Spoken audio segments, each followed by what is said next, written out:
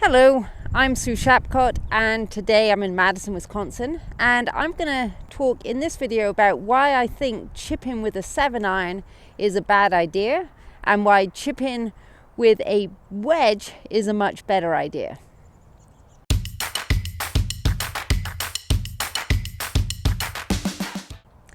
Now, I understand the theory about why people want to chip with a 7-iron because a chip by definition is going to go low, it's going to run, and if you take your 7-iron and just play a putting technique, then you're pretty much going to get that kind of result with the ball.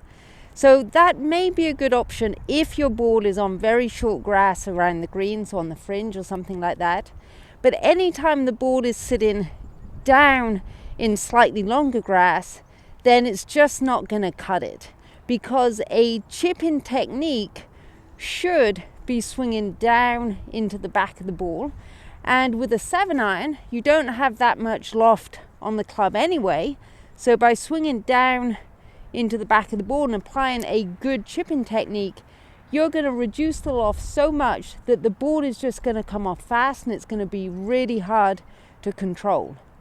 That's why I prefer to chip with a wedge, because then I can be consistent, I can play a correct chipping technique where I do swing down into the back of the ball, and I've delofted the club, but there's still going to be enough loft on it to get a little bit of skip and run without the ball running too far away from me. So let me show you what I mean by that. I'm going to start out by chipping with a 7-iron. So a chipping technique, the ball is back in the stance, I'm going to lean to the left, hands left, and I'm going to keep my weight left and just let the hands and arms swing back and through. So as I would expect with a 7-iron, then the ball came off really low, it ran like crazy, and I've knocked it a good 20 feet by the hole. Now I feel like I have a lot more control if instead of chipping with a 7-iron, I'm now going to switch to a wedge. Same shot, same technique, ball back in the stance, hands forward, weight forward, keep my weight forward, same type of shot, same stroke, same strength, and the ball isn't going to run away with me when I play that shot. I have a lot more control.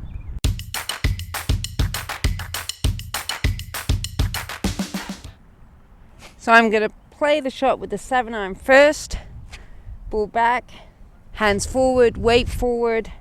I'm going to be hitting down on the ball, which I should be doing with a chip shot, which is just going to de-loft this 7-iron way too much. And I'm going to have very little control over it. It's just going to keep running. I couldn't have hit it any softer than that, and still it's scuttled too far by.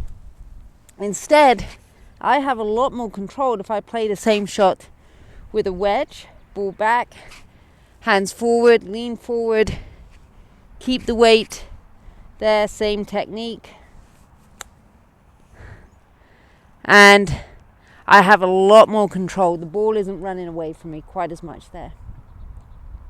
So even though chipping with a 7-iron is very convenient, and you hear people talk about a bump and run, to me you're really limited in terms of where you can play it, and you're really limited in terms of how much control you have. So I would strongly recommend that you experiment chipping with a wedge instead. You're going to get a lot more versatility with your shots, a lot more control, and you're going to stop hitting those shots that just run straight through the green. Thank you very much for watching. Please subscribe to our YouTube channel and check out some of our other videos.